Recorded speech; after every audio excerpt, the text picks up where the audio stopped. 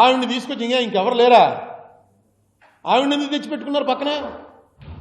ఎందుకంటే ప్రభుత్వానికి తెలుసు మన స్ట్రెంగ్తే ఇది. యావత్ ప్రపంచంలో భారతదేశానికి ఉన్న పెద్ద స్ట్రెంగ్త్ ఏంటంటే ఇక్కడ మతాల పేరు చెప్పి కొట్టుకోరు.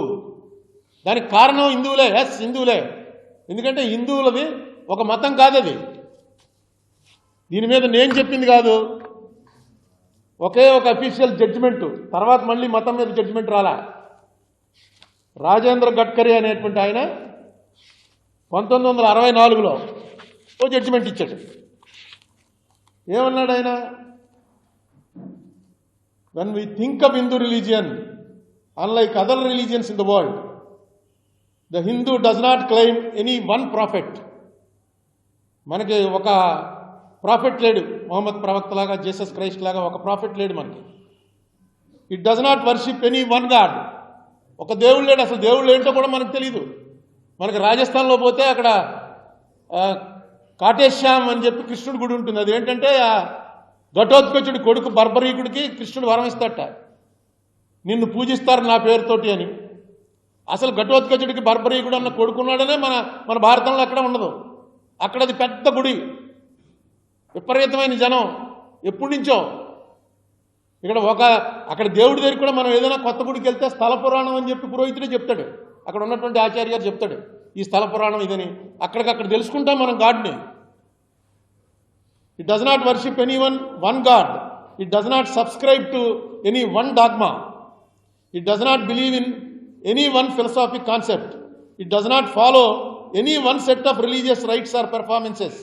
In fact it does not appear to satisfy the narrow traditional features of any religion or creed. It may broadly described as a way of life, nothing more. ఇందులో పాలిథియిస్టిక్ ఉండొచ్చు, అంటే బహుదేవతారాధన. మోనోథియిస్టిక్ ఉండొచ్చు, ఏకేశ్వరోపాసన. ప్యాంథియిస్టిక్ ఉండొచ్చు, సర్వదేవతావాదం. మోలిస్టిక్ ఉండొచ్చు, ఏకత్వం, దేవుడు ఒక్కడే ఉన్నాడు. అగోయిస్టిక్ ఉండొచ్చు, అంటే ఆజ్ఞేయవాది, కనపట్లేదు కాబట్టి నేనేమి నమ్మను. నాకు ఈ మాట ఎవరు జైపాల్ రెడ్డి గారు చెప్పాడు. నేనేమి నాస్తికుడిని కాదు, యాగ్నాస్టిక్ అన్నాడు.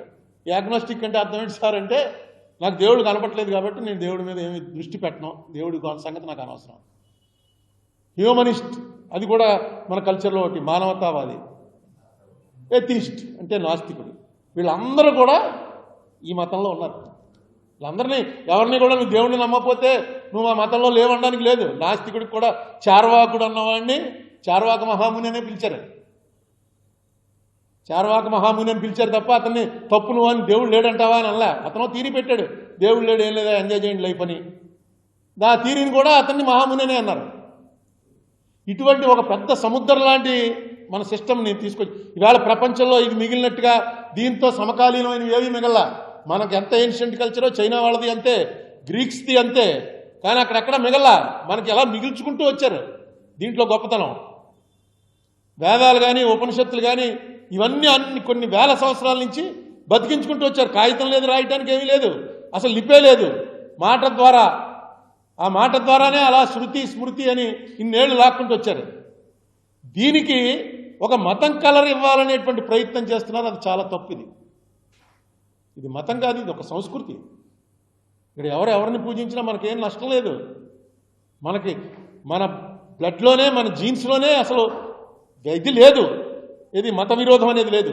నీకు వివేకానందుడు చెప్తాడు, టాలరెన్స్ అన్న మాట అంటే మత సామరస్యం, దాన్ని టాలరెన్స్ అంటారు. టాలరెన్స్ అన్న మాటే తప్పన్నాడు. టాలరెన్స్ నువ్వెవడో టాలరేట్ చేయడానికి, అవతల మతాలను మేము సహిస్తున్నామండి, నువ్వెవడో సహించడానికి, అక్కడే నీ ఈగో బయటపడుతుంది. టాలరెన్స్ కాదు, యాక్సెప్టెన్స్. యాక్సెప్టెన్స్ అని చెప్పు. We have accepted every religion. అన్ని మతాలలో ఉన్న సారాన్ని మేము ఒప్పుకున్నాం. అదే హిందుత్వం అని. హిందుత్వం అనేది ఏరియాని బట్టి వచ్చింది. మనది సనాతన ధర్మం అంటే అది అలాగా. సనాతనం అంటే అర్థం ఏంటి? పోదు అసలు, ఇన్నేళ్ళైనా పోదు, అలాగే ఉంటుంది. నిజంగా ఉంది ఇన్ని వేల సంవత్సరాల నుంచి. ఈ మధ్య ఏంటో పోతుంది. రోజు ఈ గత 15 ఏళ్ళుగా మోడీ గారు అధికారంలోకి వచ్చినప్పటి నుంచి రోజు ఇదే గొడవ. హిందూ మతం ఇంక ఉండదండి, ఇదే ఆఖరి దీపావళి, ఇదే ఆఖరి హోలీ, ఇదే చేసుకోండి, ఇంక మళ్ళీ ఉండదు, ఎవరో వచ్చేస్తారు మన మీదకి. ఎందుకు ఆ భయాన్ని ప్రజల్లోకి ఇంజెక్ట్ చేయడానికి? నెక్స్ట్ పాకిస్తాన్లో విడిపోయినప్పుడు పాకిస్తాన్ ముస్లిమ్స్ వచ్చి మన అందరినీ చంపేశారు, మన వాళ్ళందరూ పారిపోయారు. హిందువులు ఎవరికి దమ్ము లేదు, అందరూ పారిపోయారు. మన వాళ్ళని రేప్ చేశారు, మన వాళ్ళని చంపేశారు. ముస్లిమ్స్ వచ్చి గాంధీ గారు నోరు మూసి ఊరుకోండి అన్నాడు, అందరూ ఊరుకుండిపోయారు. ఇదో ప్రచారం. ఒక్కసారి స్టాటిస్టిక్స్ చూడండి, ఇప్పుడు నెట్లోనే ఉన్నాయన్నీ. పాకిస్తాన్ విడిపోయింది, ఇండియా విడిపోలా, పంజాబ్ అనే రాష్ట్రం విడిపోయింది. పంజాబ్ అనే రాష్ట్రం పాకిస్తాన్ గాను పంజాబ్ గాను ఉండిపోయింది. పంజాబ్లో ఎంతమంది ముస్లిమ్స్ మిగిలారు, విడిపోయినటువంటి పంజాబ్లో ఎంతమంది హిందువులు మిగిలారు ఒకసారి చూడండి. ఇక్కడ అసలు ఎవరో మిగల, మొత్తం చంపేశారు వీళ్ళు. అక్కడ కనీసం 4% ఉన్నారు ఇంకా. అలాగే రేప్ కేసులు, అబ్డక్టెడ్ కేసులు అన్నీ ఉన్నాయి. మీరు నెట్లోకి వెళ్తే అంటే దొరుకుతాయి.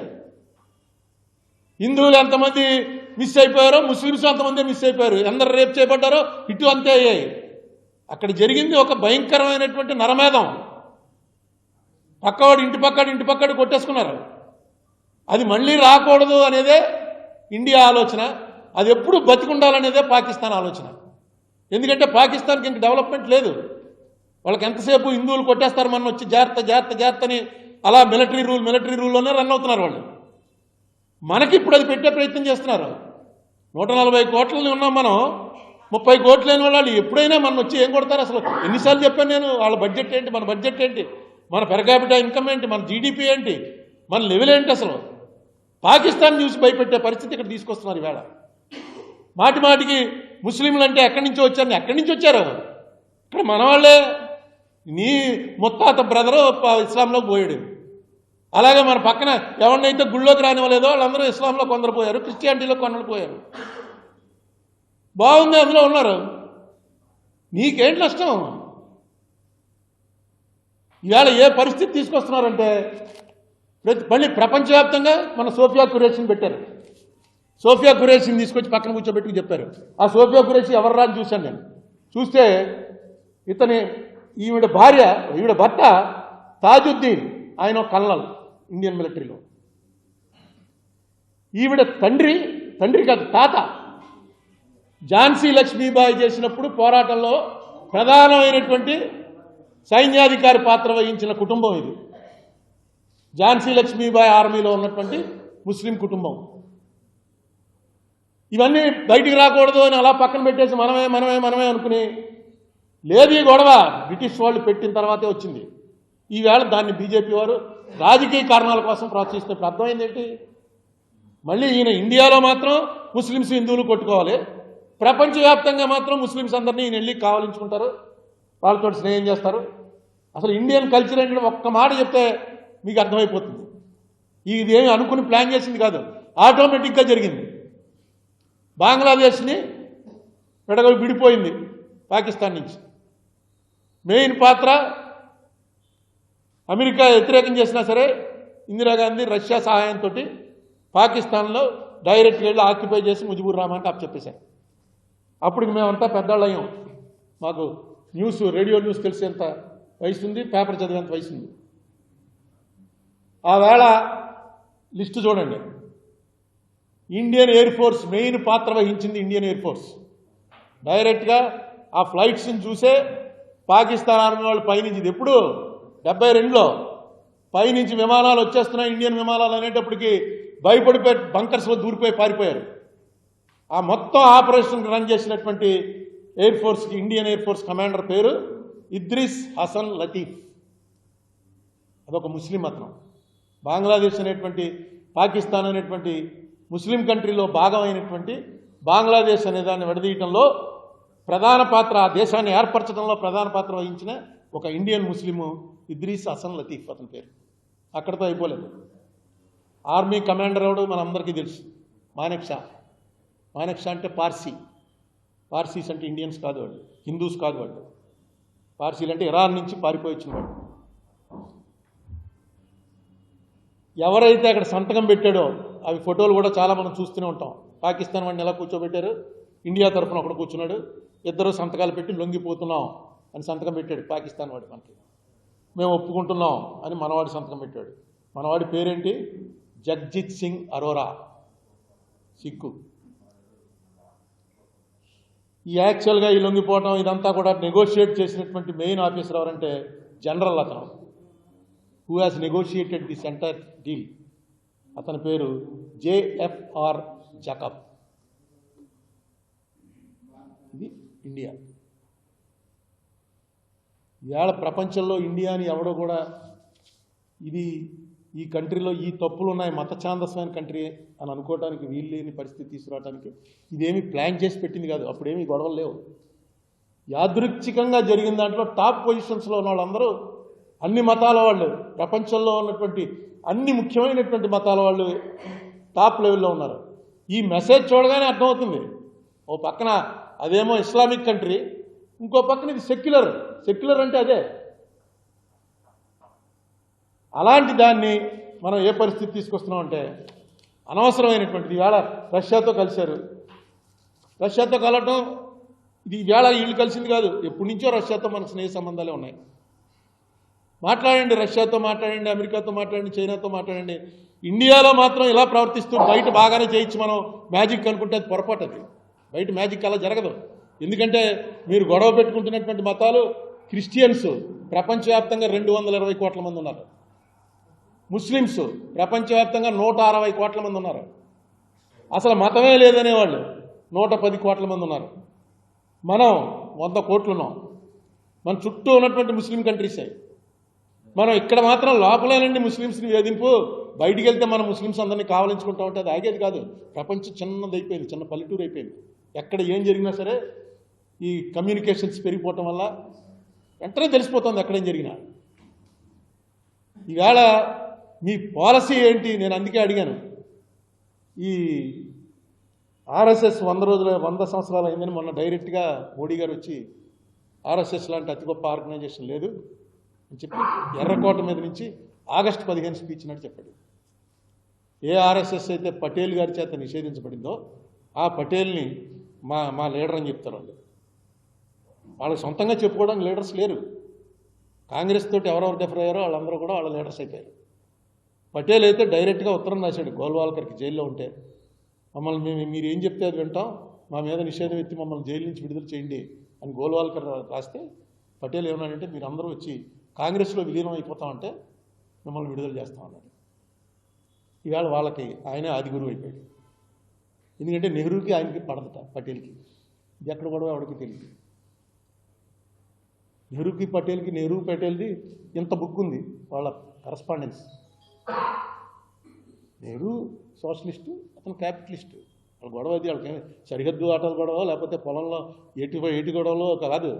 ఆయన క్యాపిటలిస్టిక్ ప్యాటర్న్ ఆఫ్ సొసైటీ మంచిది ఈ దేశానికి అన్నాడు ఆయన.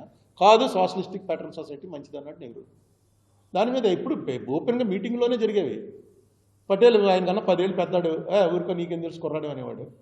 ఈయనేమో నీకు ప్రపంచం తెలియదు, నువ్వు ఎక్కడే ఉండిపోయి నీకు తెలియదు అని ఆయన అనేవాడు. ఇద్దరికి గొడవట. అందుకని పటేల్ వీళ్ళకి లీడర్ అయిపోయాడు. ఈ మధ్య పివి నరసింహరావుని కూడా వాళ్ళ లీడర్ చేసుకోవడానికి ట్రై చేస్తున్నారు. అందుకే ఈ లెటర్ చదవండి, ఇది మొత్తం ఆయన ఇచ్చిన స్పీచ్ చదవండి, మీకు తెలుస్తుంది పివి నరసింహరావు. ఈ నేపథ్యంలో నేను ఈవేళ ప్రెస్ మీట్ పెట్టిన ప్రధాన కారణం ఏంటంటే, ఏవైతే మీరందరూ ఇక్కడ ఆంధ్రాలో నా ఉద్దేశంలో ఎప్పటికీ కూడా బీజేపీ నార్త్లో బలపడినట్టు బలపడదు.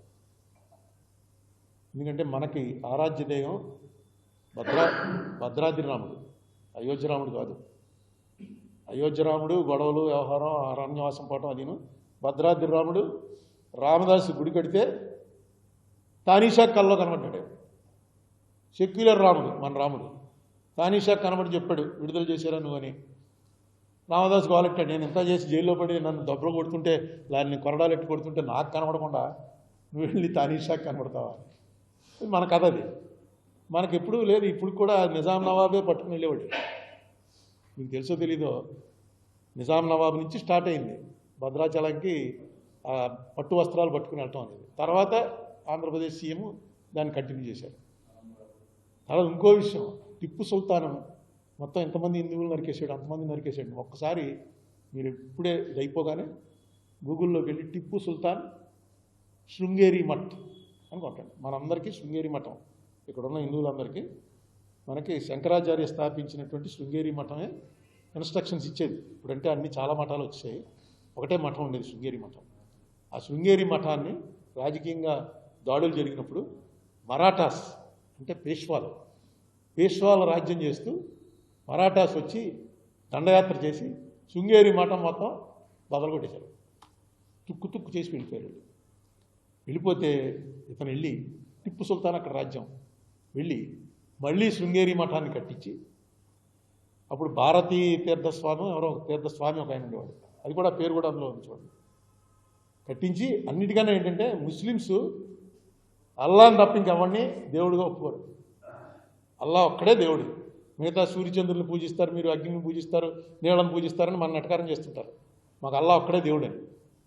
అందుకే వాళ్ళు వేరే అక్కడ దర్గాలకు కూడా వాళ్ళు వెళ్ళరు, మనం వెళ్తాం. కానీ అది వాళ్ళ కాన్సెప్ట్. అటువంటిది ఒక శాసనం రాయించాడు టిప్పు సుల్తాన్. ఏమనంటే సాక్షాత్తు ఈ మనిషి దేవుడి అంశతో వచ్చాడు. ఎవరో శృంగేరి మఠాధిపతి. అవగానే ఒకసారి ఇంట్రెస్ట్ ఉన్నవాళ్ళు చూడండి. ఇవన్నీ కూడా ఏంటి, రాజకీయపరమైనటువంటి యుద్ధాలని మతపరమైన యుద్ధాలుగా మారుస్తున్నారు.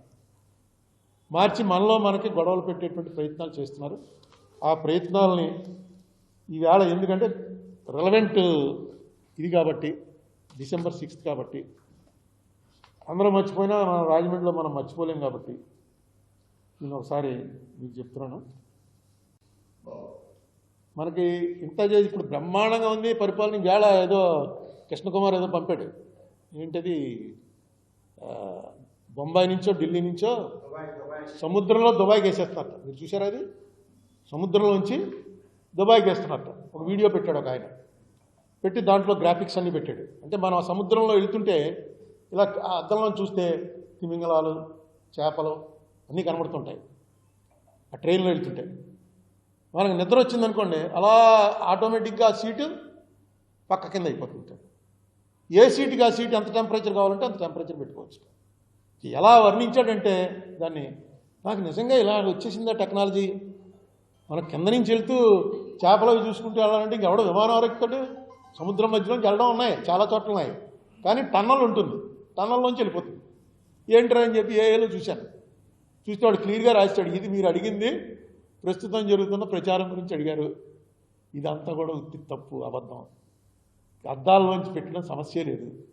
అద్దాలు బద్దలైపోతాయి. కింద వాటర్ ఇంత ఎలాస్టిక్తో ఉంటుంది. మీరు ఏఏలో దేన్నైనా ఒకసారి అడగండి, తెలుస్తుంది. ఎందుకు ఈ కథలు ప్రచారం చేస్తున్నారంటే, మోదీ అన్నవాడు ఆయనే చెప్పాడు, నేను మామూలు మనిషిని కాదు, నేను దేవుడిని, నేను బయలాజికల్గా పుట్టలేదు, నేను దేవుడిని అని చెప్పాడు. ఆ ప్రచారంలోకి వచ్చేస్తున్నారు అందరూ, ఇది దేవుడే అన్నట్టు. ఇంత పూర్వం 2000 రూపాయల నోటు వచ్చినప్పుడు ఒకటి గుర్తుందా మీకు?